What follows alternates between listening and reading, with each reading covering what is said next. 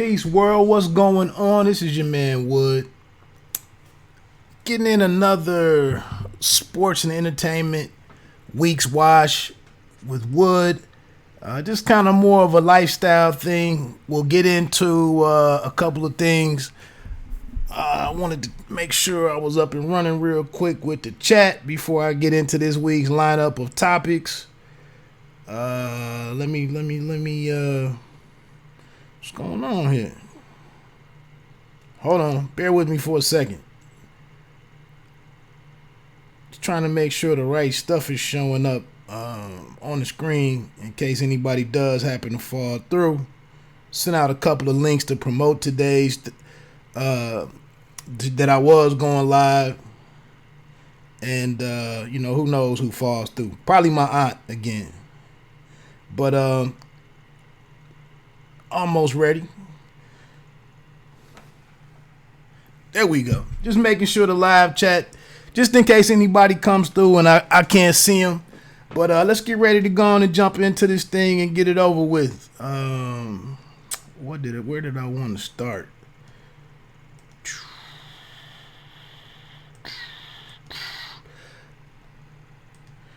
All right. So we'll jump around here a little bit. Like I said, this is a mix of sports and entertainment. Feel free to jump into anything that you might want to speak on. Try to stay on here for about an hour.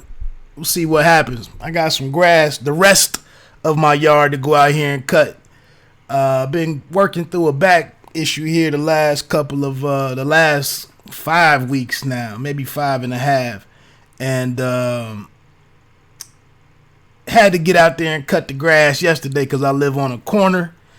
So I'm out here easy to find. So I was trying not to get on the nerves of everybody with having the worst yard in the neighborhood. But by the time I got around to the front and the other side of the lawn, a brother's back just wasn't working correctly anymore. So I had to go on and wrap it up. Now, of course, I'm gonna probably have to go out here and cut the entire yard. Just so it's all even all over. And so anyway, that's waiting on me. But I got to beat this weather because I think we're supposed to get some rain today. But let's jump into it. Another thing that I can't get to today is this Avengers Endgame. The final, I think it's being put out here as the final franchise or the final film in the Avengers franchise, I guess is what they're saying it is. So obviously after this project they'll be moving into, I believe it's kind of like the second phase or the next generation of whatever they have planned over there. But I won't be able to check it out this weekend. I almost, if I would have been on my game last night after the fights on the zone, there was a 1 a.m. showing at the theater, I believe. That's what a coworker told me. And my wife had already fell asleep. So if I hadn't got out of my clothes to get into the bed, I might have tried to sneak on out and go catch it real quick. Although it's a 3-hour movie. But I might have gone on up there and tried to catch it so that I could have talked about I could have broken the movie down today on the live stream. But that didn't happen. But obviously we knew this thing was going to be a juggernaut in terms of box office success and box office performance. I will go on and say that while I am losing some of my interest in this genre, I definitely loved the first movie, Infinity War, and definitely at the point where it left us off. I definitely want to see how this thing concludes. What's the conclusion to it? Obviously, we know we lost half half of the world's population. We lost quite a few of the superstars or the principal characters from the Avengers. And so obviously I want to get in there and see how this thing plays out. I am seeing some lame attempts to spoil the to spoil Endgame for those that haven't seen it yet. And I've seen a couple of, athletes are some of the worst offenders to go out there and do that on purpose, because they know that they have the the platform or the voice that they have, the reach that they have.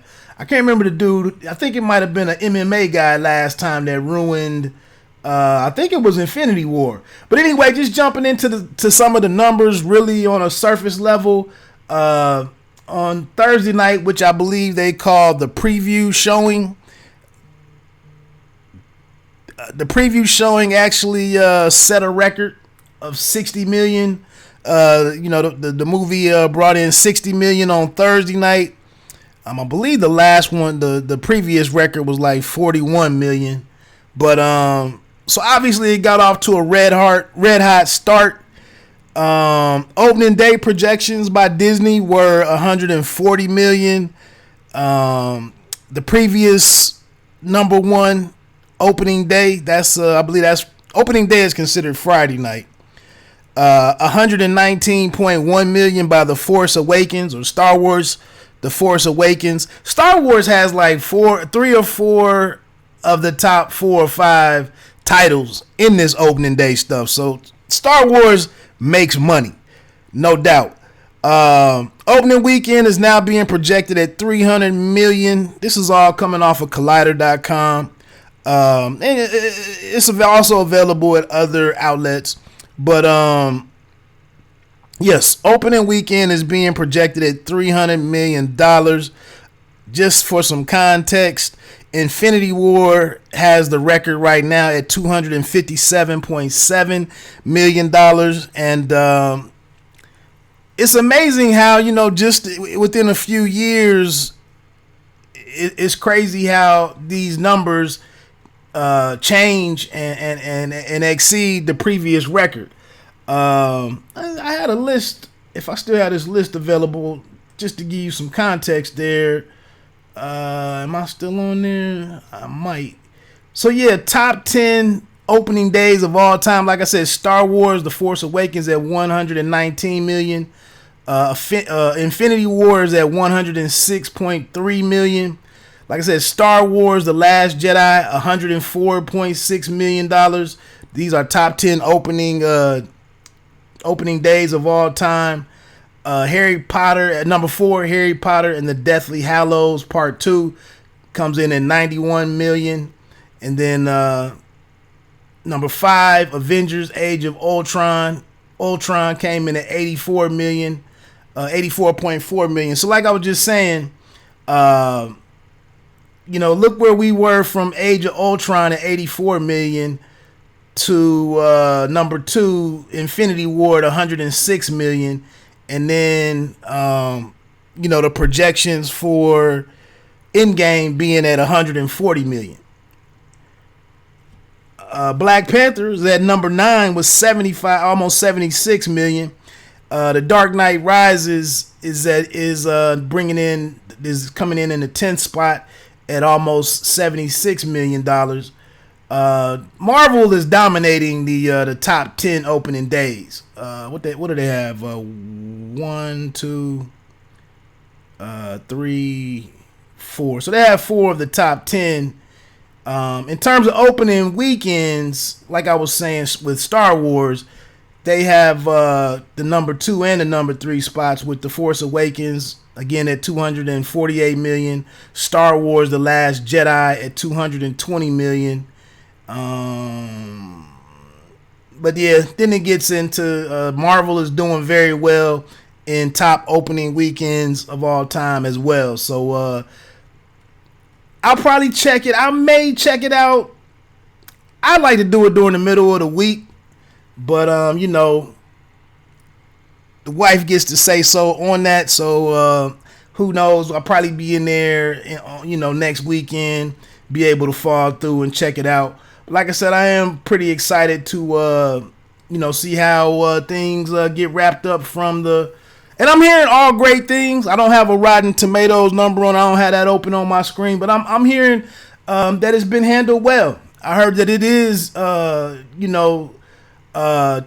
different, much different from Infinity War. Obviously, it's a different part of the story, so you couldn't expect the same feel. But from what I'm understanding, is it's more storyline versus action, and of course, it was a lot of setup in Infinity War. So the sad thing here, or the frustrating thing, was that we just didn't get much. We just didn't get much to work with in the previews because of where we were in the story and trying to keep all that mystery there before you went to the theater and bought your tickets. So we didn't get to see, Thanos in the previews. Obviously, we couldn't see anybody who returns. It just kind of kept you in the dark a little bit, which isn't a bad thing when you're dealing with a project that's going to make, the money that it's going to generate. So moving on, like I said, anybody steps in, well, I don't even want to put that out there. But moving on, also this Sunday with Game of Thrones, we're entering episode 3 of season 8. There is no name for this episode at this particular moment. It's called, I was listening to one of my favorite podcasts. If anybody is listening to podcasts, there's one, I think it's just For All Nerds is how you would find it. Used to be Fan Bros, but now it's called For All Nerds. Pretty popular podcast, so you should be able to Google it and find it. For anybody, I actually find all of my podcasts on an app called Podcast App. With the search engine on there, you can pretty much put in whatever. You can put in a name of a person, you can put in topics, you can put in the names of shows, and it'll actually go out across all platforms and find the podcast that you're listening to. And then you can, you can do weekly searches to see what new episodes are released, and then you can go download those or listen to them, depending on whether or not you have Wi-Fi or unlimited, whatever, data or whatever, whatever suits your situation. But For All Nerds, they do a weekly recap called Castle Black, and it's a great recap. It's usually a panel of 4. I think that's right, Jeff wasn't on this episode, but I don't want to get all into what For All Nerds is about, but it's basically talking to, what's up, Mr. Finkley? What's good over there on the East Coast, man? I'm just doing my lifestyle thing today. You see some boxing topics down there at the bottom. We can get into any of that if you got anything to get into. But other than that, I'm just running through my topics right now, man. But appreciate you falling in, and definitely good morning to you as well. But Sunday night right now is kind of a crowded lineup because we have The Chi on Showtime, and then we have Billions on Showtime. Then we have the everybody's favorite series right now, Game of Thrones, wrapping up its final season. But like I said, this weekend is all the information on IMDb.com is is under wraps. They don't even have the titles of the episodes out there. But in listening to this Castle Black episode, they were just discussing it as the Battle of Winterfell. I appreciate it, brother. I appreciate it, Finkley. So this Battle of Winterfell, a couple things that I wanted to throw out there is it's 122 minutes, or it's an hour and 22 minutes. Actually, it would be 82 minutes. I'm sorry, get my math together real quick.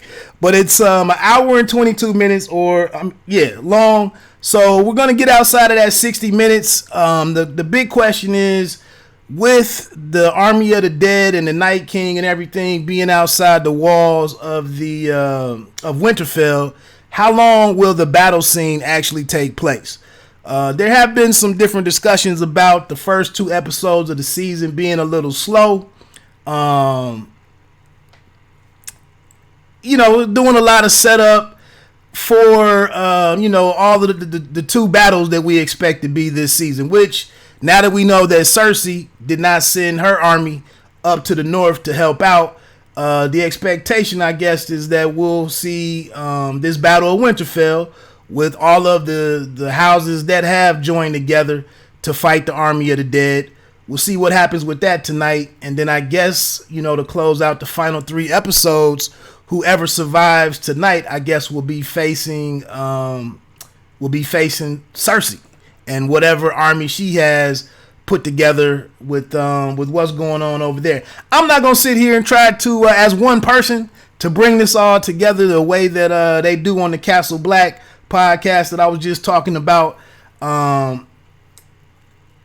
Like I said, the interesting or the intriguing thing this weekend will be which major characters don't make it through this episode, and then secondarily, which of those characters actually pop up as the dead if the Night King brings them back to life to be a part of the army of the dead. I'm not going to go through anybody that I think we could lose. There's an article out there on, like I was just mentioning, Collider.com. They threw some interesting names out there. They were pretty confident that certain characters would not make it through tomorrow night's episode. I don't really need to dig into it that deep. I don't think any of the obviously the major characters are going to make it through. We have to see who ends up in this throne, to close this series out and go from there. Other interesting little things are, when do we get to see the dragons? You know that the Army of Dead has one of the dragons. Does that pop up this week? One interesting thing that was on the Castle Black podcast was one of the panelists on there suggested that the Night King could actually be headed south to where Cersei is, to attack down there with the dragon and possibly be putting together an army of the dead down there. I don't know how, and that's one thing I don't believe we saw last week. Without my one frustration with last week's episode was the fact that we didn't see any flashes of the army of the dead advancing towards Winterfell. They just kept talking about it. They just kept mentioning it. And I thought it would have been dope, like in previous episodes when the army of the dead was on the move, it would at least have this quick flash of them walking, heading to wherever they were heading. So I thought that would have been dope to get them on the screen, to show us the size of the army, to remind us that they have 2 or 3 giants, to remind us that they have the dragon, and just to, bring all of that back. So that's why I thought they dropped the ball a little bit in that episode. Just a couple other dope things that were on there. Brienne of Tarth, she was knighted by Jaime, who was kind of cog blocking on Tormund. That was a pretty dope scene. The one thing that hit social media and had the meme game jumping off was there was a sex scene with Arya Stark, one of the youngest of the Stark family. We met her. She was like 12 or something in season 1. And now this episode, she does a semi-nude scene. I think there was a little bit of side boob on there. And, depending on what level of creep you are, you may have been uncomfortable with that, or, you might not have wanted to see this young lady. But the actress herself is, I believe, 22 years old. So, she is an older, person. But in the story, in the context of Game of Thrones, I mean, we just don't know what age she is. So, that was a little interesting seeing her. Not interesting. It was a little creepy. Seeing her come up out of her battle gear and the light armor that everybody is wearing because they're on alert for the army of the dead. That happened, and then, like I said, the whole story just really concluded with all of Winterfell being on alert at the on the walls, and then they stare out into the distant, out into the outside of it. And the army of the dead is there ready to get it on. So, again, moving into this week, how long does it take for things to jump off? And then how long will this army last? And then, who will be the survivors? That's what we're looking at. Let me get on to this next topic. One of my favorite all groups of all time in hip hop. It's a pretty dope docuseries, a limited docuseries coming out. Starts May 10th. This is Wu-Tang of Mics and Men. And I messed my graphic up. That's messed up. But it's called Of Mics and Men. It's a 4-part docuseries. It's actually put together by Mass Appeal, which is my favorite artist, my favorite rapper. Nas is actually, I don't know if it's his company or he's just heavily involved in, he doesn't talk about it a lot, but Mass Appeal has quietly put together quite a few important hip-hop albums the last few years. I don't know if you're a Run the Jewels fan, but it's one of my favorite groups. It's one of the groups that really got me back excited about hip-hop.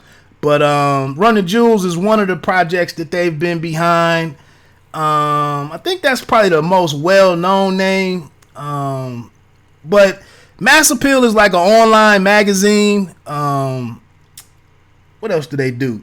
Oh, and then they've been behind a couple of different documentaries involving hip hop. But obviously, this thing right here is probably the biggest undertaking that Mass Appeal has really put out there. I think right now the docuseries is at I believe the Tribeca Film Festival is going on right now. I had something pulled up on that. Or did it just happen? Let me see what this opening paragraph. This article was dated yesterday. So it says Tribeca Film Festival. And this is on Variety.com. 10 music docs that we're excited to see. The interesting thing on here is that there's one for the Apollo. There's a documentary out there for the Apollo in Harlem. Looks like it has Ta-Nehisi Coates is involved with putting that one together. It has archival footage, music, comedy, dance performances with a close-up look at the team that makes the theater run. And then some of the interviewees on this one includes Patti LaBelle, Smokey Robinson, along with current stars Pharrell Williams and Jamie Foxx. That one is out there. That one is a new documentary that'll be available. You know, joints like this, you can probably catch them on Netflix here coming up soon. This Wu-Tang documentary or docuseries, that'll be airing on Showtime starting May 10th. But another interesting documentary that's out there, according to this article, is Devil's Pie. D'Angelo. I don't know about you, but D'Angelo is definitely one of my favorite R&B artists. Kind of one of the last guys really doing the more traditional sounding R&B. But this documentary on him is just centered around the comeback tour from the album that came out in 2014, Black Messiah. This film, just some notes here on it, says this film looks at his life and career, combining interviews with friends and collaborators, including Questlove and Dave Chappelle, along with live and candid footage. So that's going to be a pretty dope one. If that one pops up on Netflix, I'd definitely be into that one. But getting to this Wu-Tang Clan joint, this dude, Sasha Jenkins, already has a handful of, or at least 2 different documentaries out there on Netflix already. I don't have those pulled up. But like I said, this Of Mics and Men, just real quick, the synopsis on it, or the breakdown according to this Variety.com article is with the title that good, how strong does Of Mics and Men even have to be? Still pretty strong, with expectations high for a film that might finally sort out the tangled history of a collective that, with Method Man, RZA, Raekwon, and of course the late Old Dirty Bastard, has included some of hip-hop's most original minds. So again, like I said, it's a 4-part series. It's celebrating the 25th anniversary of their debut album, Enter the Wu-Tang, 36 Chambers, and yeah, I'm here for it. I'm here for it. Like I said, that's my favorite, one of my favorite groups. I would put Tribe Called Quest as my favorite group, but definitely Wu-Tang is one of the the most unique groups in all of hip hop. Kind of able to straddle a couple of different lanes in hip hop as far as being able to talk on some of the more street related topics, as well as doing some of the not too many club anthems if you know the Wu-Tang sound, but they have managed to have some hits that they actually crossed over. Just that's indicative of their versatility, you know, as a rap group. And then all of the single project or the solo projects, it's just a lot to dig into with that group. And you know, in comparison to some of today's music that really just doesn't have much creativity, too much individuality, not much substance to it, you know, the Wu-Tang gives you a little bit of everything. So I'll be checking for that.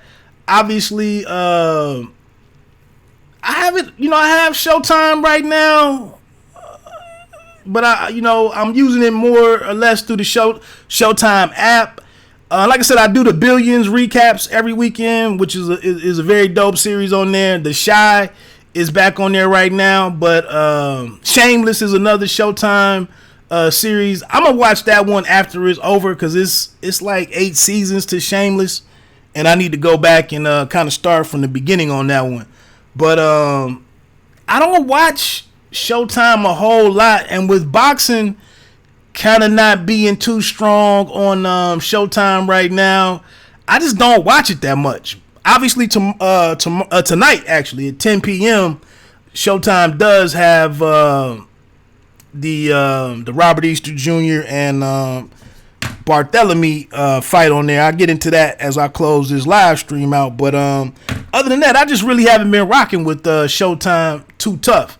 But I'll definitely be still. Oh, DeSuce and Mero, if you like the Bodega Boys, if that's your thing, I guess they come on I think that one might drop a new episode every Thursday night, I believe is when they air their new shows. I'm not the biggest fan of their style, but I mean, I do catch a lot of the replays of it. I do support them a little bit, but yeah, this Wu-Tang joint is gonna be pretty dope. I'm looking forward to that. What else we got here? Moving into some sports with the Kansas Cities. I'm not even gonna get into the draft stuff. Hopefully everybody's team, hopefully your front office is balling out in terms of bringing in the right pieces to help your team, get geared up for next year and to, move in the direction that they're trying to move in. Personally, as a Redskins fan, I couldn't be more excited about how the front office has handled this year's the war room and the talent that we've managed to bring into the fold. And I'm actually pretty excited. Obviously, with Haskins in the first round, I did a little reaction video to that one that's already out there. It was a pretty decent response to it, so I appreciate everybody that checked that out, even the people that have made comments and continue to comment. So maybe I'll come back and do a draft reaction, maybe take a look at the bigger or the best moves, maybe the losers once some of the final grades come out. But in NFL related news, to somebody who's already in the NFL, this brother Tyreek Hill, it's almost like the joke with about OJ. Like OJ getting off with the murder case, he should have never been involved in anything else that could remotely, get him in trouble or have him in trouble legally. And with Tyreek Hill coming into the league the way that he did, I believe it was some kind of domestic violence case that he had coming into the league. I think there was even video on that. I don't dig into some of the all of these stories that folks run with. I mean, it wasn't enough for him to make it into it wasn't enough to keep him out of the NFL. But now that he's been in the league at least a couple of years, and has been one of the more a leading wide receiver, and has turned, I think he played running back in college if I'm not mistaken, but he's turned himself into a definitely a top 10, if not a top 5, definitely one of the the premier deep threats in the game.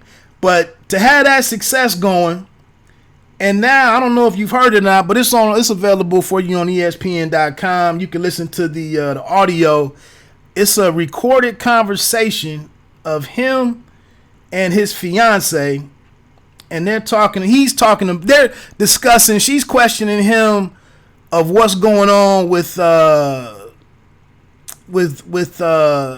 his punishment against this child. And I'm sorry, I don't know how old the child is. I think the child is a boy. I believe it's a boy, and he's younger than 5 years old, I believe. But the fiance, this is very weird. Like, if she's the one that's recording this, why is she recording it? Which I'm thinking, in a court of law, how could this even be used against him if he was unknowingly being recorded? But anyway, we'll get there with all of that. But the fact is, she asked him something about what's basically Hill, when he goes to discipline this child, he instructs the child to put both of his arms down to his side or hold his arms wide open, and then he punches the child in the chest. That's part of the way that he punishes this child. The fiance goes on to say that he has bruises on him. The child said some stuff to her of how he's being treated, how he's being hit by this grown man, and this harkens back to the situation with Adrian Peterson a couple of years ago. And you would have thought that Hill would have taken a cue from that situation, and that this wouldn't be happening. And who the hell is beating? Who the hell is hitting on a young kid like this? I mean, I'm not totally against how parents choose to discipline their child. I mean, I was hit. Actually, something similar to this was done to me. Not in that manner per se, but it ain't it ain't a world of difference in how, a couple of years that I had. I was a single parent. I was raised by my mom, and being a growing boy, it was only so much she could do to me. By the time I hit 10 or 11 or something, and to try to keep me in line and going the right way, she did some different things that I didn't like. But after they were done, a couple of times, my brother smartened up. But anyway, here with this situation, and that's kind of why I was a little bit soft on Adrian Peterson, and trying to be understanding of how he may have come up. Child rearing back in the day in black households was just everything. Nothing was out of line. It was a lot of stuff going on. But now, as we've as things have changed, as different there's different attitudes on how to discipline kids and treat kids and all of that type of stuff. You would hate for it to be something that sounds like this. I mean, to tell a child, just open your hands and I'm gonna strike you in your chest, and it's bruising the child like that. I would think at this point in time that there are more creative ways, more constructive ways to get the job done, but not to really treat a child in this manner. I think for everybody,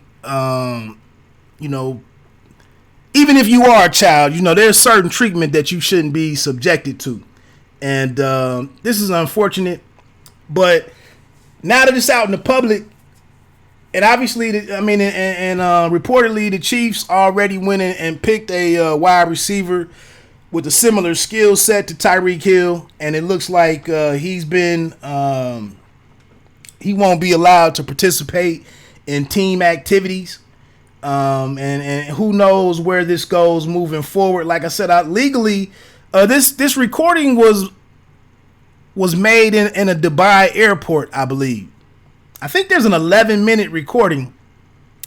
I didn't listen to all of it. I only listened to some of it. really was harsh listening to it. But now this made it to the mainstream sports guys, on ESPN and Fox Sports and all of that stuff. Of course, guys are going to go on there, the different studio personalities and the experts and the analysts and all of that. They're going to go on there, and obviously the response to this is going to be probably one of two things. Either he doesn't deserve to play in the NFL, period, or it should be some suspension, probably all 16 games or greater. But, this domestic violence topic has been a sore spot for the NFL. It's an ugly headline to get out there, whether it's a woman being struck or now, children with the situations with Adrian Peterson and now Tyreek Hill. And even if he was striking this young child, the way that the child describes it in the words of the fiance leaves some question there about what is really is it just how hard is he really being hit? But then the situation, I mean, the truth here is that she does mention that the child is regularly bruised up. I believe she said that the bruises are happening with some type of regularity that's unacceptable. But again, I guess I need to dig a little bit more and see, or as the story continues to unfold, why was this conversation being had? Why was it recorded? Is the fiance trying to end this relationship? Is this child biologically, is Tyreek Hill the biological father of this child? Not that makes it wrong or right or any more right or anything, or that's to defend him. But I guess I'm just struggling to understand what's going on here. And again, getting back to my thoughts with Adrian Peterson and the way that he was raised, what background did Tyreek Hill come from? And I think when we get into talking about should never be able to play in the NFL again, lifetime ban for matters like this, I really hate that no time is taken to kind of dig in and understand Tyreek Hill's, just like with Mike Vick and the Dogs. If you didn't understand that practice amongst Southerners over, decades and decades and decades of how they looked at animals and what was done for recreation, or if you don't understand none of that, like how could you really be critical of Michael Vick and not even understand that what you're talking about is completely foreign to him and his understanding, his concept. Like, this wasn't a pet. These weren't pets to him. But looking over at Tyreek Hill, what kind of background does he come from? How was he treated? Was he abused as a child? Because without the exposure to the right things, just because he has a child of his own, doesn't mean that he's gonna have positive ways to when it comes to disciplining that child. And with him being the male in the relationship, maybe the fiance isn't able to influence him or get him together on what her preference is on how to do this. So like I said, I don't know if she was looking at, obviously this audio has been handed over to somebody, and wow, it's just deep, man. It's just deep. It makes you think sometimes and wonder sometimes, like, how attuned to what's going on in society, with some of these athletes. Who are you hanging around or not hanging around? How are you not expanding your horizons and being around different individuals and taking in what's being said around you and how other people are living their lives, are you picking up on any of that stuff and maybe, like I said, having a change in viewpoints of how you go about your life? Say, something just like Antonio Brown, from what I understand, it's a lot of criticism in how he exited Pittsburgh and how he, some of the things that, some of the details that we've learned about how he impacted the locker room. And then I hear some stuff about his past and what went on in his life as a preteen and even into his teens. And maybe, maybe when there's some issues like that, maybe the sports stuff is really secondary. Maybe this person is just really, they just really have a bad, their concept or their understanding of relationships and what's wrong and right in relationships could just be drastically different than what we consider norms, and to the rest of the world or the majority of people. And like I said, the people out front, ESPN, Fox Sports, and all of the guys with talk shows and all of that, they strictly talk about these guys as imbeciles and savages and et cetera, et cetera, et cetera. And nobody really takes a chance to dig into that person, to the athlete's past. Like, it ain't normal. So how did it get here? How would you be doing this? Where would you get this type of disciplinary tactic from? It was learned from somebody. So, like I said, when these stories break, how do you just completely cast off the person and not try to get that person some help? Mainly because they embarrassed you. This is sullying the name of the NFL and the reputation. This affects the shield and the brand and all of that. So we got to act swiftly and decisively and be done with this cat. But that's that, man. Like I said, this is a pretty bad situation. And like I said, in the midst of all of this, what's going on with this kid and how are things being improved, the situation being improved for the welfare of that kid. And guess I'll come back to that when we learn some more. KD drops 50 on the LA Clippers. Now this series went to game 6? And so the question becomes, what is this version of the Golden State Warriors really about? And the NBA, they want to tell you ahead of time. So, of course, that's how this gets reported. That's why some of these guys like Cowherd were out here trying to tell you that Patrick Beverley was going to have an impact on this series, and there was chances that KD wouldn't look like the greatest player in the game, and so on and so forth, and so on and so forth. And I'm just like, really? Cowherd was on his show with over 2 or 3 different guests, 20-minute tirade on it of how Kevin Durant this is why he could never exceed what LeBron has done, and him going to Golden State was the only way he could win, and they run wild with all of these narratives, and I'm just like, but Durant is going to show up and show out. That's the type of game that he has.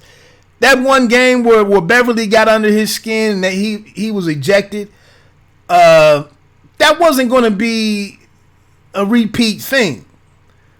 But obviously he comes out and has one of the best first halves ever in a playoff game. I think he dropped 38. I did not get to catch the game because I was watching the DAZN action on my I was streaming the fights from DAZN, so I did not get to watch this real time. So I'm not going to spend a whole lot of time on it. But Kevin Durant just comes and leaves, makes his impact in the playoffs, 129 to 110 win, and they move on to the next round. A phenomenal game, though. I just had a little short firefight with the fan of LeBron's on Facebook, and he was saying that I was saying that I was just saying that it all boils down to what kind of ball you like, what kind of basketball you like to watch. I can understand that some may think that LeBron is still the best player in the game. I don't think we can say that anymore. And it is, part of that is because of the injury and the impact of that injury. The fact that, from Christmas Day, LeBron's season was just topsy-turvy at best. They were trying to rest him. But that's the thing. What I was trying to tell this young man, I believe injuries could become a reality for LeBron going into season 17 next year. And while he did have a consistent, 27, 9 and 8, or whatever his stat line was, while that was very consistent before the injury, I'm suggesting that it's a likely possibility that moving forward, his body could continue to do things. He could continue to miss games. I mean, this load management stuff could become more of a factor in his usage. And we just don't know how he shows up next year. We also see him less focused on basketball. We heard the man himself say that he had nothing else left to prove in this game. So I'm just suggesting that moving from this point forward, Durant could be the number one guy in the game. But again, Durant's game, in my opinion, doesn't really, although he plays better defense than what he's probably given credit. He definitely plays better defense in the postseason. If he does head east to New York to the Knicks in the offseason, which that's what all the reports are, it'll be interesting to see what Durant does on a team that's not this loaded. I definitely would say we could learn a lot more about Durant with that lineup of talent, with the new coach out of this Golden State Warriors system, which has been pretty tailor-made for his skill set. But for me, man, I just don't prefer to watch the James Hardens of the world, the LeBrons. I prefer not to watch the guys that dominate the ball like that. I like a free-flowing offense where the ball is free-flowing. I know the game has transitioned to be more of a positionless offensive, more or less. The offenses are interchangeable. All the parts are interchangeable. I get that, but again, I just don't care to sit and watch one person take 30 shots and for Harden the other day to go 0-15. I'm not a fan of that. But anyway, looking at Durant's line, man, last night 15 of 26 in field goals, 6 of 14 from 3-point, nearly 50% there, over 50% for field goals, 14 of 15 from the free throw line. I mean, damn, 6 rebounds, 5 assists, 1 steal, 1 block, 4 turnovers, and then 4 fouls. For 50 points. Like I said, 38 at the half. Like I said, that's my favorite player, man. That's one of the guys I like to watch when I actually do watch basketball. It's good to see him reassert himself. Like I said, I knew Patrick Beverley was not going to get the best of Kevin Durant over the course of a 7-game series. Beverley was not a horrible game, not for him, for him. He finished with 11 points in 41 minutes on 4 of 6 shooting, 1 of 2 from 3-point, 2 of 3 from the free throw line, 14 rebounds, 11 defensive, 7 assists, 2 blocks, 3 turnovers. So halfway decent game for Patrick Beverley, but he's definitely not going to line up too well, an outshining or having more of an impact on the game than Kevin Durant. Also in that game, Steph Curry had 24 points, 8 of 14 from the field, 2 of 5 from 3-point, 6 of 6 from the charity stripe. Klay Thompson with only 9 points. He was up and down in this series. My man Draymond Green, 8 of 14 from the field. Everybody over fit except for Klay Thompson. He was 3 of 10 from the field. But 8 of 14 from the field from Draymond. 0 of 2 from 3-point. But a triple-double, man. 14 rebounds, 10 assists to go along with those 16 points. 4 blocks. The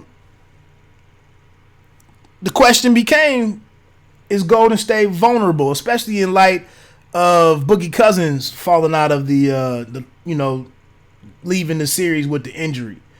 I think it just sets up a great second round series. I think all of these second round, I think the entire second round is where I'm gonna really tune in a lot more, check in with this thing, and see what's going on.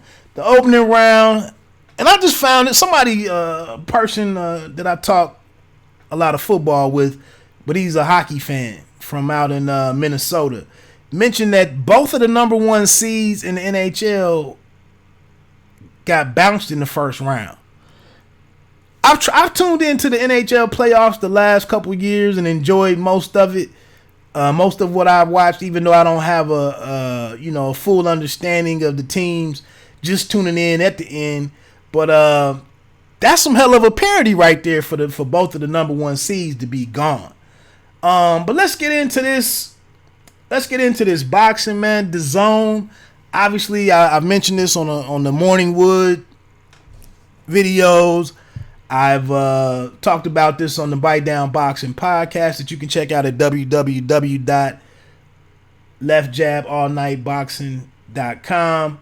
And then check out just scroll down till you find Bite Down Boxing with R.L. Woodson. And you can check out my playlist over there, past shows and whatnot. But I've been harping on this for about a month now, that this was going to be a phenomenal weekend for the DAZN app and its product. And I think the first night got off to a great start. I usually don't do hyperbole and get into, this is the best card. This is the best that Endgame is the best movie of all time. Maybe that's superlatives, whatever. But I thought Rungvisai Estrada 2 was going to be a great fight. Obviously, Rungvisai was number 8 in the pound-for-pound discussion on a couple of different lists. I don't think Rungvisai was on Andre Ward's pound-for-pound list that was circulating around social media. I don't think he made it onto there. Matter of fact, I'm pretty confident he didn't. And last night, Juan Francisco Estrada made him look like he wasn't a pound-for-pound guy. Estrada just took him apart. I was expecting Estrada to pull this one out. Rungvisai looked very different. I don't know what was going on. He did have some success late in the bout, switching to southpaw. I want to say maybe in the 11th round. But not sticking with it. But it didn't matter. I mean, from the opening gate, Estrada was just on something different. Upper body movement, stepping out when he wanted to, getting in and out, getting in, getting off, and then getting back out without getting caught. He was leading when he wanted to lead. He was luring Rungvisai in when he wanted to catch him with something and set some traps for him. I thought it was amazing how Estrada was basically, it wasn't a sprint, but anytime he got out of range, he took those quick steps to get back inside and reset and stand right in front of Rungvisai and make him miss and pivoting, slipping with shots or slipping shots, or either when he did get struck, he was turning with it to lessen the blow of Rung Vasai's punches. Just a really, I've been seeing that masterclass phrase thrown around. Estrada just way too dynamic last night. Way too dynamic. It would have been good to see one of these two guys be, visibly hurt. It was great punches. It was a lot of power punching. And Estrada was putting some leather on Rung Vasai early on through the first couple of rounds, the first few rounds. The scores ended up being 116 to 112, 115 to 113 on 2 cards. The fight was not that close. The 116-112 is being pretty generous in my opinion. I could see 9-3, maybe even 10-2. I think Mannix gave Rung Vasai round 3. I guess I could have seen that. Round 11 was pretty much Rung Vasai's best round, but his power just really never really affected Juan Francisco Estrada. There was an earlier round, maybe coming out of that third round, there was a little red mark that was on the forehead of Juan Francisco Estrada to let you know that he got caught with a pretty heavy shot. But other than that, like I said, it was a dominant performance. He made it look easy. His athleticism was just better. He was on his toes. He was his hand-eye coordination, the way that he was catching, it was a two-handed beatdown. I mean, he was catching Rung Vasai with the hooks with both hands, punching to where Rung Vasai was going to. He was just really accurate. A great mix of head and body work. Just a masterful performance. And one of the reasons that I was really excited and eager to catch this fight, it really exceeded my expectations, to be honest.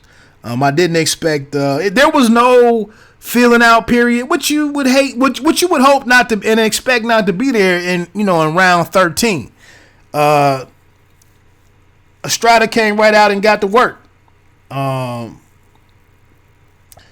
the last 90 seconds of that first round, just completely showed all the levels there between these two guys. And which was the reason why I was questioning. I think I mentioned on the last podcast of we did all the complaining about where Spence is in the pound for pound discussion, where how was Crawford number 2 to Vasyl Lomachenko? How is Lomachenko number 2 to Terrence Crawford?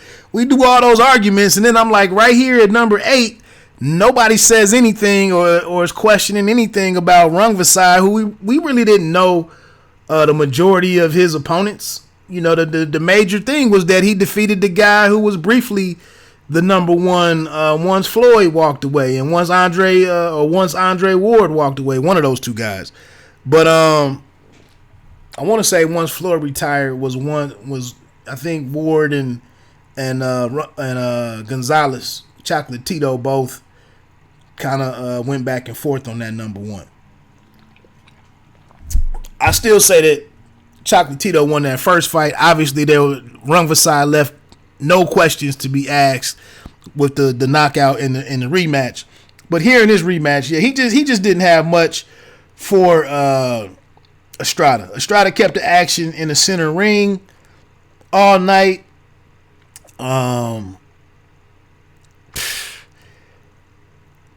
Just such a contrast in styles. Estrada had in round 5 making him miss and making him pay.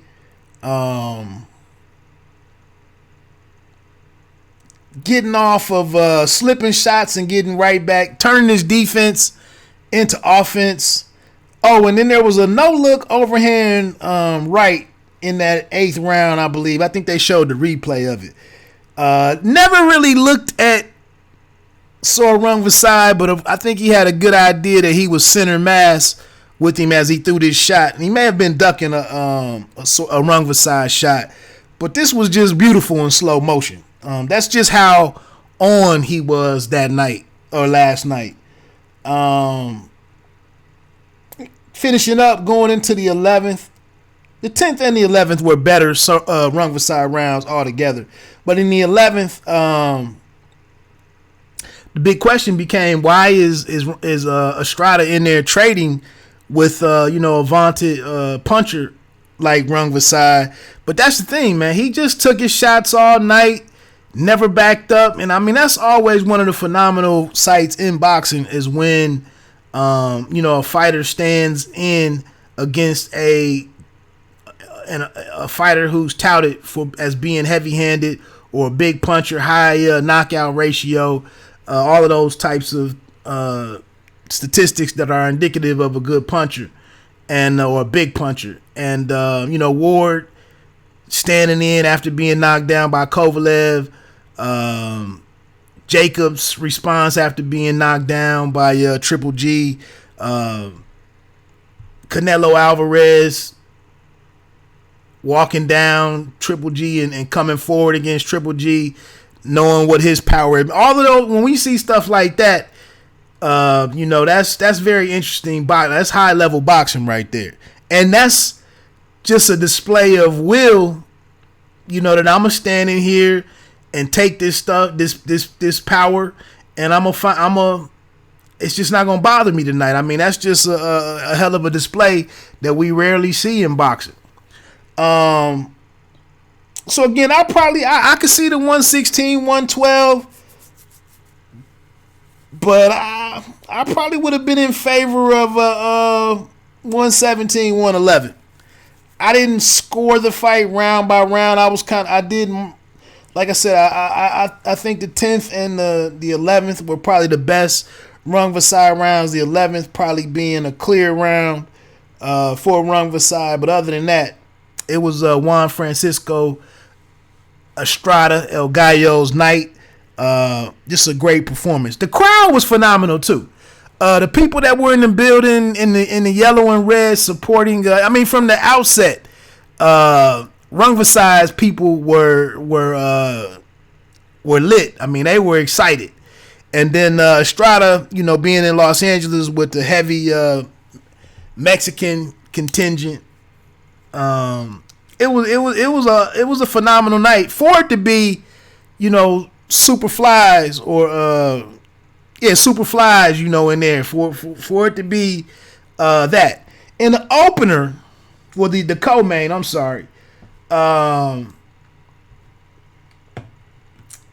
which was, I had the chance to check out in October. Last October, I had the chance to check out Danny Roman in person on that the Zone's first card in the States. I believe that was their first event at the Wintrust Arena in Chicago, down outside of, kind of on the outskirts or the edge of downtown Chicago. So I knew, Roman's skill level, but he wasn't listed as or considered a big puncher. But here against TJ Doheny, these guys just came. They showed up to fight. They showed up and showed out.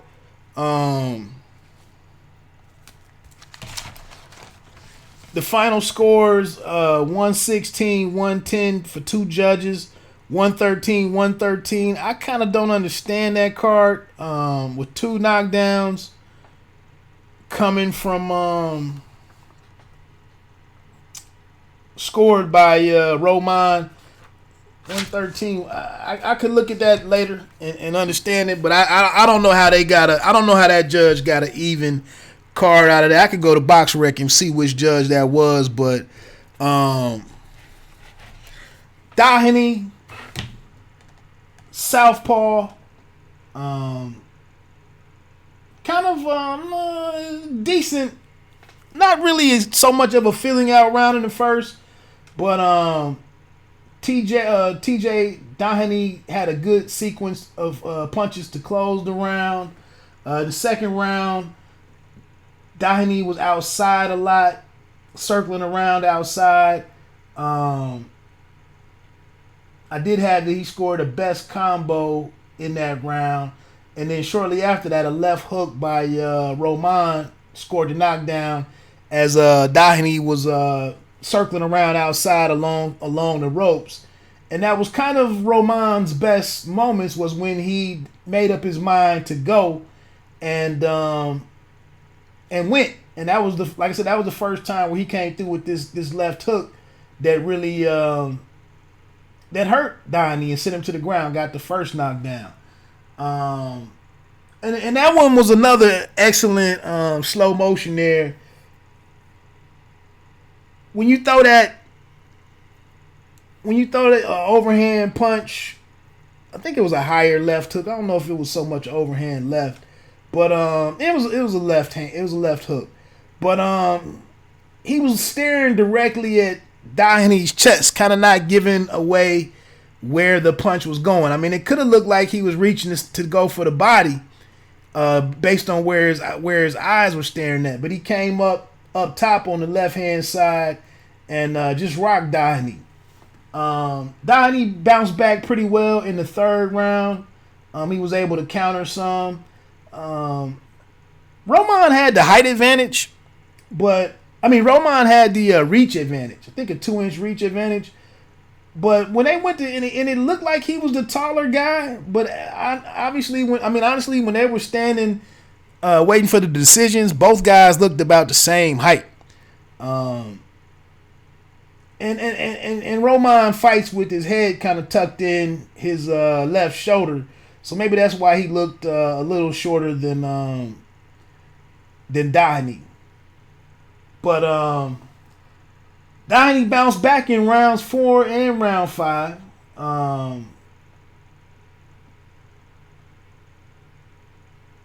There was a good right hand by I don't. Sometimes I don't know what these. I was gonna live stream last night or do a reaction last night.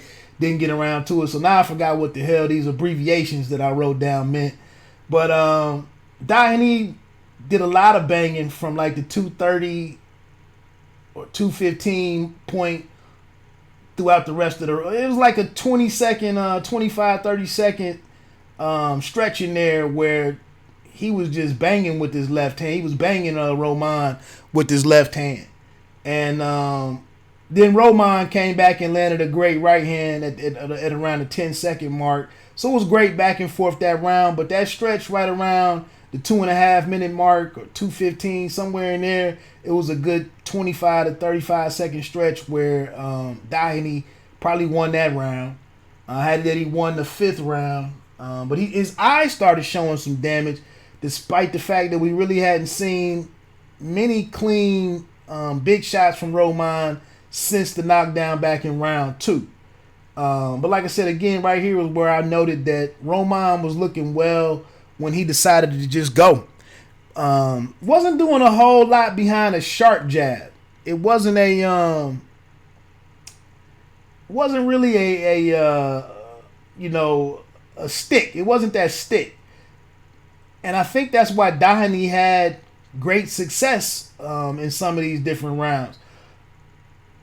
Also had Dahani having a brilliant, a great 7th round. Let me get back to round 6 though. Dahani was still having short, good moments. DR was waiting too much to me. Danny Roman was waiting a little too much for me, and doing less effective work with his jab, just kind of using it maybe as a range finder or just tapping with the jab versus like really trying to open up Dahani or to stabilize him or to control him or anything. It just was kind of just throwing it out there with no purpose. And that's when Dahani had a huge rally against Roman. And I mean, Roman's legs look shaky at times during this outburst, but he has a hell of a poker face. And you really just couldn't tell like how these punches were really affecting him. But he made it through the round. He didn't go down. I wondered with that 113 card, could this have been, even though there was no knockdown, could it have been considered a 10-8 round? Man, I don't know if I can check that round for round out. But I wonder if there was a 10-8 round that was scored to Dahani for, I mean, it was a lengthy, he had Roman, I mean, he probably gave him some work for maybe 45, a minute and 5 seconds. I mean, it was an extended period where Dahani was going to town. Dahani very confident in the 8th, hands low, he was fainting. Completely different guy than what we saw through the first two rounds 2 through 4, or 2 and 3. And then Roman landed a hell of a body shot at about the 30-second mark, and then another left hook while he was on the ropes, I believe at the bell, and kind of turned things around. In round 9, Roman big first minute, Dahani battles back.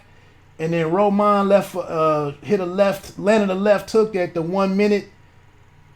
Around the 1 minute mark that buckled Dahani. Then there was a beautiful left. I made a note that it was a beautiful. Oh, they showed that in the replay. It was a beautiful left hook to the body by Roman. I mean, it looked like Roman if he would have just been hitting a heavy bag. I mean, just square in the middle of the right side, I believe, of Dahani. Just complete Dahani completely exposed. That shot probably is what set up the next 3 rounds where Roman was kind of in control of this thing. In the 10th, Dahani's body was pretty red. After the round, he walked back to his corner very slowly. It was good back and forth action in round 10. Round 11, we see the second knockdown. Is this the knockdown round?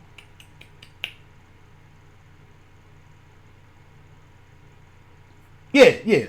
Uppercut. Left uppercut to the body for Roman's second knockdown.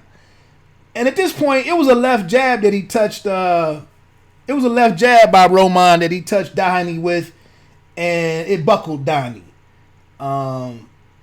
Huge first 2 minutes by Danny Roman. Like I said, his power and his body work really just kept Dahani's hands at home. He didn't really want to do much. He was moving like he was pretty banged up inside, and at times he was afraid to let his hands go to create openings to be banged in his body anymore. In the 12th, I had a note going in between rounds. Dahani's corner was very iffy. They weren't very confident. They had a weird feel in that corner. I don't know if that's who he trained with. What's my man's? His nickname is Supernova or something. But he was in the corner. I guess Dahani trained in maybe in Massachusetts. Abraham is that dude, the other fighter's first name with the blonde beard. I can't remember his last name, but they had a weird communication vibe with him the entire fight. And that's crazy for a guy to come over from Australia. I think is where Dahani is located or based now, moving over from Ireland. But to come over here, with just people who you have, created and forged relationships with here in the States, and then come into a big fight and fight in a dude's backyard for a unification bout. These dudes out here taking chances, man. While we got all this protectionism going on in many regards with a lot of our U.S. fighters. I mean, this guy Dahani comes over here and fights in a building that they mentioned Roman rode his bike by or walked by growing up 6 blocks or something away from the forum. So, but yeah, it was a very weird interaction between the corner, his chief second, and then Dahani sitting here, nose bloodied, body battered. And, the referee comes, I think it was Thomas Taylor, who's becoming one of my favorite referees. Taylor comes over and asks a question. Are you okay? Do you want to continue? Can you continue? And Doheny was like, man, there's 3 minutes left, bruh. Get up out of here and let us finish, discussing this amongst ourselves. It's 3 minutes left, man. What are you talking about? Am I okay? So he came out to fight. Left jab to the body to open the round. Doheny grimaced. And then for the last 90 seconds, man, Doheny fought his ass off. But, here and there, Roman was touching him to the body and kind of breaking up his momentum. But he definitely tried to battle back and definitely, quit keeping his hands at home to guard his body and just went for it. But I'd be interested in a rematch. I'd be interested in seeing more of Doheny. Pretty courageous little dude. In the opener, the second, I don't think I even had to back out of the stream. But just the main the main event portion of the stream, I guess they have the undercard, and then they have the kind of like the major telecast, which would be the triple header. Opening that up, that portion of the stream up was Jesse Vargas and Humberto Soto. I did not take any notes on that one. It was in the 6th round where Vargas got the KO. Soto, to think that a guy is up at super welterweight coming up from like featherweight, and he's an older guy. I mean, the dude was going for his 70th win. And got into this position after taking out Brandon Rijo, who I think needs to retire. Soto probably should retire, but a brave fight for him. Came out really letting his hands go, throwing meaningful shots, heavy shots, and really trying to go for the win. Not a guy with a whole lot of knockouts, but was making it a physical affair, and it was dope to see Vargas respond.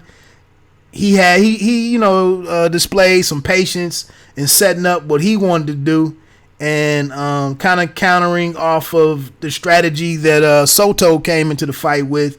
And basically, he hit him with a 1-2, a jab, sharp right hand after it that blinded him. He didn't see the right hand coming. And that's pretty much when you get caught flat like that or standing square like that and can't turn with that punch. It was just, he was hurt. And I think they said that was like the first time he was down in years. And then Vargas not having a KO in like 5 years. You can see, I mean, it's a 38-year-old man in Soto.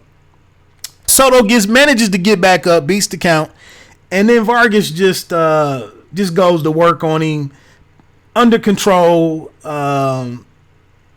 puts together a combination that forced. I want to say that was Taylor.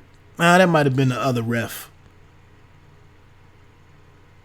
Can't remember which ref. That might have been Taylor because they were, they rotate. But he stepped in and stopped it. I think they mentioned that Soto may have mentioned that he'd be looking. He said he was, if he didn't win the fight, he was walking away. But obviously, if a guy ends it on a loss, they may change their mind as soon as they heal up a little bit. But that might have been the best card that I saw, that I've seen all year. Definitely for the price tag. Like I said, I got a little video. I got a little article out there on BiteDownBoxing.com, just kind of speaking to. It's usually a column. It's a recurring column where I tie together some hip hop. Whatever song pops into my head, I kind of relate it to a fighter or a fight that's going on that particular week. But this week I used the Sound for Sound column to really speak to boxing fans and made a relationship between boxing fans and the choice that you have between continuing to support pay-per-view and or moving to a streaming or supporting the streaming model.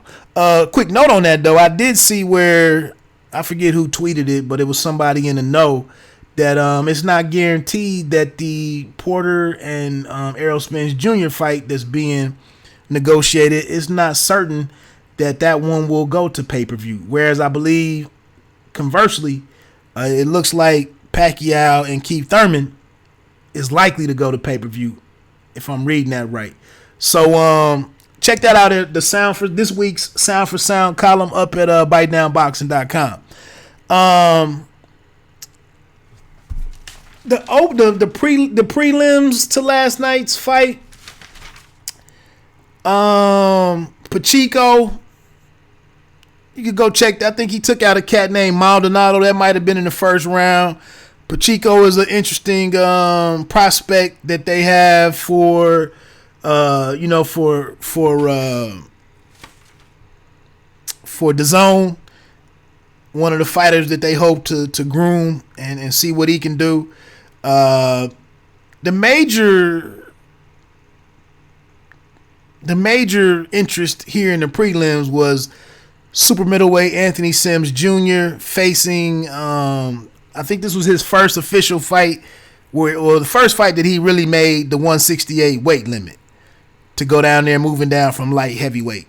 Took on Von Alexander, who happens to be the brother of Devin Alexander. They had this one. It was a 10-rounder, 98-92 on two cards, and then 96-94. Sergio Mora and Grisham, Todd Grisham, I believe is his name. Grisham really doesn't do the score, but they might even got some feedback from Mannix on this one. Interestingly, Sugar Ray was not on the call for the main card, the main part of the main part of the card. It looked like they moved him off the mic, which I kind of hate to see it happen, but I think it was to improve the presentation. I think it was needed. But with this bout with Von Alexander, he had a tight guard, man. He had a very difficult defense to crack. And Anthony Sims Jr., I guess I give him the victory. Alexander was landing some good shots, but they were mainly, onesie twosies, not many combinations, and not nearly enough of them. But he was being physical with Sims. He was hitting behind the head a little bit, landing behind the head because Sims was bending over at the waist at different times. But he was dropping some shots. Alexander was dropping some shots up top and over the top that, Sims took him well. Showed me he has a pretty damn good chin. But he mainly, didn't do anything bad per se, but it just seemed like there was no way to really open Alexander up and get the, land really head snapping shots. He mainly, a lot of the time, he was just busy with the jab from mid range, landing a solid jab, but never really getting full extension on many of his shots and really landing some clean power, some real telling shots. It was a tough fight to see those types of punches for Sims, and being a guy who has nearly as many knockouts as total number of fights, you want to see how his power translates as he moves to stiffer competition, tougher competition. But he gets the win. That's all that matters. I think you can listen to the corner of the Alexander team and hear that they were optimistic that they'd done enough to get the fight, to get the victory. And they even thought with a solid 10th round that it sounded like they thought they won it. And like I said, it was the volume of Sims' jabs and being busier just really outshined Alexander's bigger punches, limited bigger punches. And that's really kind of bad. I'm going to go round for round on that one, but I don't know, man. I mean, it'd be interesting if anybody wanted to leave some comments to see what other people thought. I think it's a good win against a tough opponent. With him being there at super middleweight, I don't really know what the path is. Does this move him into the the top? I don't think he's ranked by any of the sanctioning bodies right now in the top 15, but maybe this victory right here will propel him up there and he can get into the discussion. I don't know if any super middleweights are really associated or affiliated with the Zone Matchroom Boxing, so it'll be interesting to see what's the path for him to get a crack at an eliminator or a high level gatekeeper type opponent. How does he get in the championship picture? That's a brother coming out of Plainfield, Indianapolis, Indiana, who now lives and trains on the West Coast, I believe in Long Beach. The Pacheco. Oh, and then in the opener, I thought it was interesting before I did the Morning Wood yesterday that Emmanuel Taylor with like 25 wins, a couple of losses, I think. Coming off a 2-year layoff was the B-side for this Shakram Giyasov. I think they were at junior welterweight. I won't go round by round on this one either, but there were some thoughts out there that Taylor did enough to win this fight. Again, coming off of that 2-year layoff, I just don't think he had the activity to win the fight clearly or definitively. And then I think watching what he was looking at in front of him and seeing some of the flaws with Giyasov, who came out hands, left hand low immediately from the buzzer, from the bell, applying medium pressure, and just looking at Emmanuel Taylor like he wasn't what he was. And Taylor rocked him after Giyasov loaded up, and Taylor made Giyasov miss with a big shot, and then he caught him. His momentum carried him over turned him around from Taylor, and then as Taylor went to pursue him, Taylor threw a couple of left hooks. The second one landed it behind Giyasov's glove on the chin, and Giyasov was visibly hurt. Both men stumbled. Giyasov's gloves touched the ground, but because a punch wasn't thrown right before that, it was just ruled as both men stumbling. And they kind of reset the action. But Taylor had the guy hurt a couple of times. Giyasov was doing some different things, switching his stances. He thought he punched harder than he really punched. Or he thought his power was going to have more of an impact on Taylor than what it ever really had. He did seem to rock Taylor here and there. He good fluid puncher, but I think the one thing that didn't allow him to get the impact that he thought he was going to have with his punches was the fact that Taylor was able to see everything that he was trying to do. All his punches were long or kind of wide. He did go from upstairs to the body well, punch with both hands. Decent output and everything, but nothing was, you could see it all. Everything was kind of telegraphed in a way. And, he wasn't fighting behind his jab too much unless he got hurt. Then he would get back and be more disciplined. Joel Diaz was in the corner admonishing him damn near 7 out of the 10 rounds about quit playing around and, be serious, keep your hands up, don't poke your chin out, quit trash talking, leave all the showmanship alone right now and let's just get this victory. The cards came out 99, 91, 97, 93, and I think I missed the third card, but I think it was wide too. It definitely was a case for Taylor to maybe have earned a draw, but I just think the volume.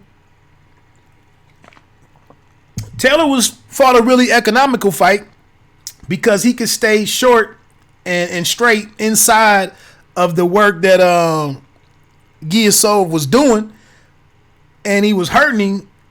But you had to follow it up with something. You had to, have long stretches where you dominated the action, and Taylor just never really did that, in my opinion. So that's where he ran into a problem. Didn't lead enough. That's what I had most rounds, that Giasov was outworking and winning on activity alone. The counters and the waiting and all of that just really didn't work out for in Taylor's favor. Getting ready to wrap this up, man. With my time, I'm at an hour and a half. Ron Franklin, I appreciate that, brother, stopping in briefly. Like I said, I want to do these on Friday nights.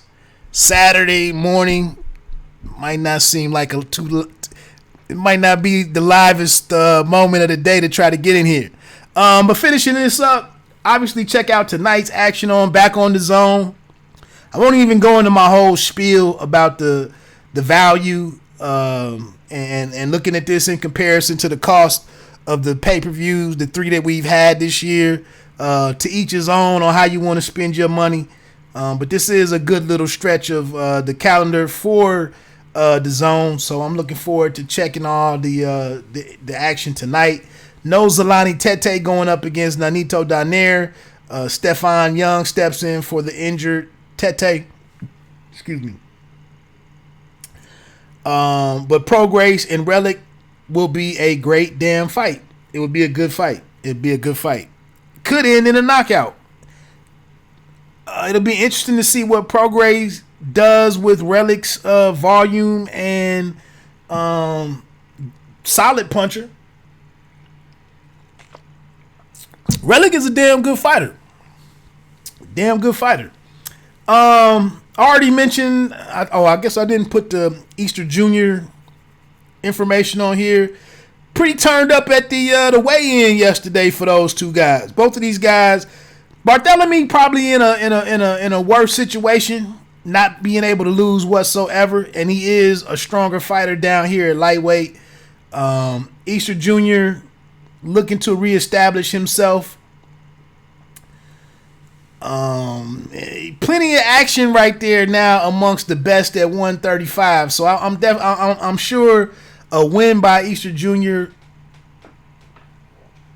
he feels like that could put him back in the mix. I mean, with Haney down there, Ryan Garcia floating around down there, Teofimo Lopez. Obviously, we have some issues here with promotional affiliation or who you're being represented by, networks and all of that type of stuff. But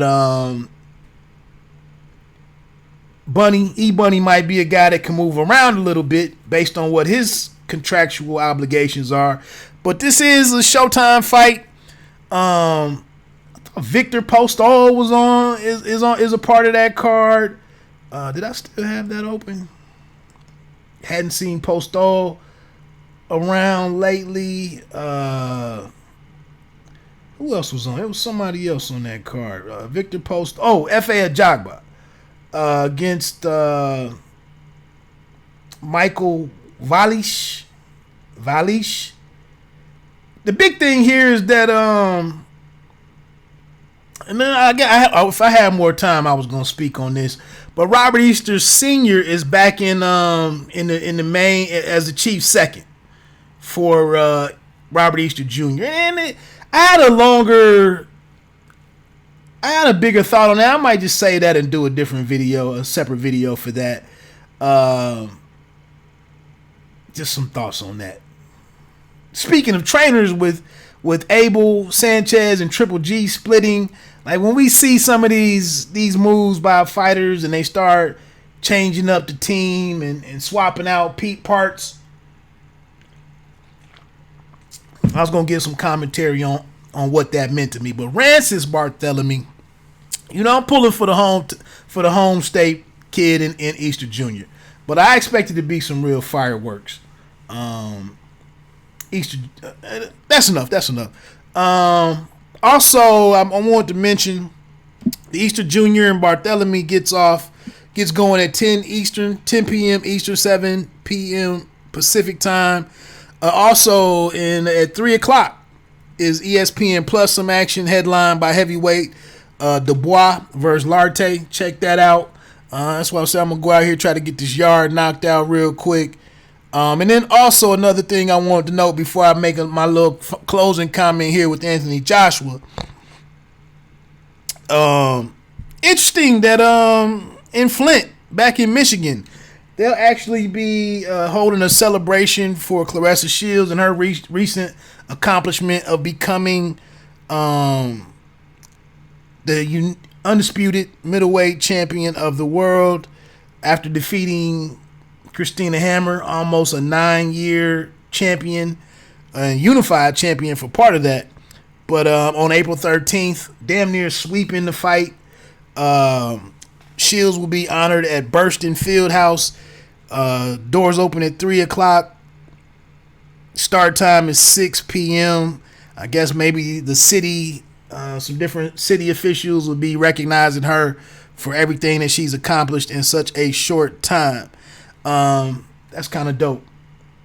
Even though Flint didn't make it into the didn't make it into the all access shows, but they did have it was like they held back some extra footage for the fight on fight night.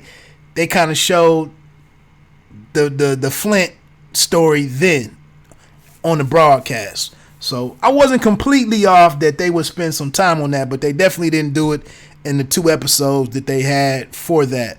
Another quick note before I get into this, check out that speaking of LeBron James earlier, LeBron James and Maverick Carter, and I believe their Uninterrupted imprint, they actually are executive producing the 40 Days. That's the Zone's version of All Access or 24/7 from HBO's days. This show for Canelo, to promote Canelo and Daniel Jacobs. The first one was pretty dope. I believe the second one might drop Tuesday, I believe is what I heard. You can check that out on the Zone app itself, or you can go over to the Zone's YouTube channel and watch it over there. Speaking of the Zone, my final topic here was I'm not even gonna spend a lot of time in it. I'm going over a little longer than what I wanted to. I'm down here running my mouth. But Anthony Joshua and all of this, the situation with finding him a replacement since the 3 failed tests broke in the original opponent, Jarrell Miller, that GW 1516 enduro ball, and then the EPO, and then the human growth hormone. Since all of that happened, and this short list has been circulating and recirculating about who the replacement would be. Thanks for those that checked out my video. Not really defending Luis Ortiz, but just kind of taking a look at why it might have been reckless to run out there and say that with any, to say definitively that he was juicing or he's on something. Just taking the counter argument to that and kind of taking a look at what we do know about him, and then maybe that's not really the case. But anyway, people are going to run with what they want to run with. But in all of this, it really confirms how I was beginning to feel about Anthony Joshua after watching some of his recent wins and watching him progress as a fighter, grow into his, however you want to say that he came into these championships. If you don't win it in the ring, or if however people want to criticize you, you can develop the attitude of a champion. You may not have proven it, you may not have beat another champion, but in defending those titles, I think you do take on some version of what a world champion is. And it just seems like at the end of the day, like I felt like Anthony Joshua has reached a comfort level and a level of confidence that he is willing to face. I don't even know how it's an argument that he's. When I sit in here, some other channels talking about, some other outlets talking about Anthony Joshua is afraid to fight Deontay Wilder at this point. You know, if you're saying that April 27, 2019, then I'm not even trying to hear you. Like I'm gonna quit. I'm gonna quit listening to you and checking in with you until they fight, and then I'll just come back to see what your new narrative, your up to date narrative is on the situation between Anthony Joshua and Deontay Wilder. Like they want to fight. They both want to fight each other. But at the end, going through this whole exercise in naming what his opponent or who his opponent is going to be, really confirms to me that the dude has fully arrived as a champion.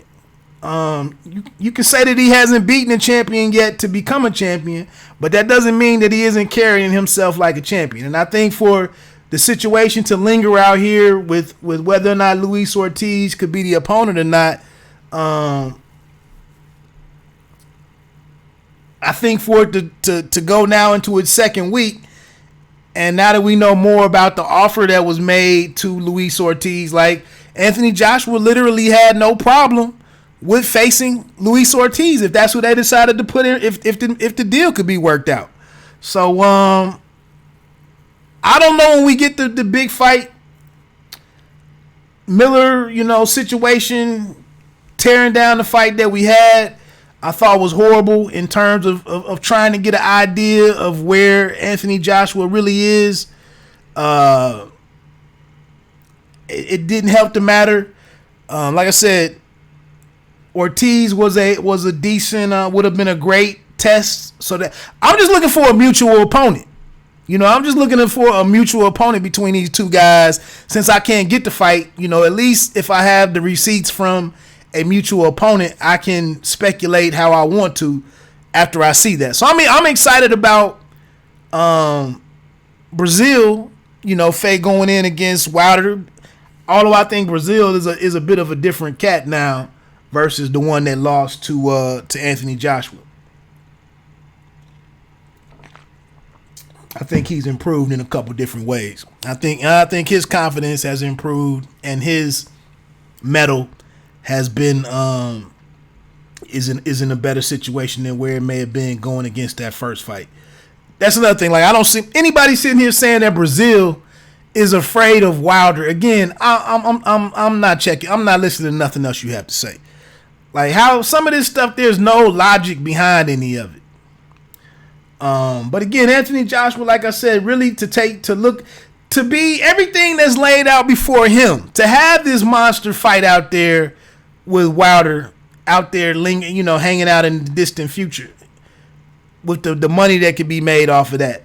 To sit here going into it and maintaining this date, not allowing the second consecutive date to fall apart, April 13th and now June 1st, to sit here now and be in the gym working, and the opponent is changing daily, whether it's Andy Ruiz, whether it's Trevor Bryan, Michael Hunter. Apparently they kicked that one, talking about he was kind of the oddball to prepare for or whatever. So they kicked that one. But it looking like it's between Trevor Bryan and Ruiz. Although I think there's a report out there right now that a counter offer might be sent back to the team, to Ortiz's group. But we saw the story drop that Ortiz's manager comes out and says that the promoter was the one who led them to make the rejection, to reject the $5 million that was on the table. They would take it, and now they would like to take it. So we'll see if there is an actual counteroffer made to the Ortiz team. if there is a counter offer, that would even strengthen my belief that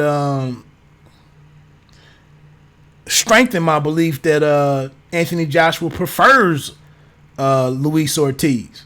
For them to keep going back to it and revisiting it, it's like they want that fight to help validate Joshua's, stance or status. So that's kind of what my takeaway here is, that this dude is sitting here going into a huge moment for him, trying to make a statement on a couple different levels. And then here you are, 5 weeks out, still don't know who the hell you should be getting prepared for. A lot of other fighters probably would have kicked this at that point and just said, it's too risky. It's too risky. Quick note before I get on out of here tonight. I told you last week on the podcast I had Toledo, Ohio super lightweight Sonny Fredrickson on the podcast. He was a guest, and he was going to face Bakhtiar Ayubov tonight on that on the undercard of the Zone show.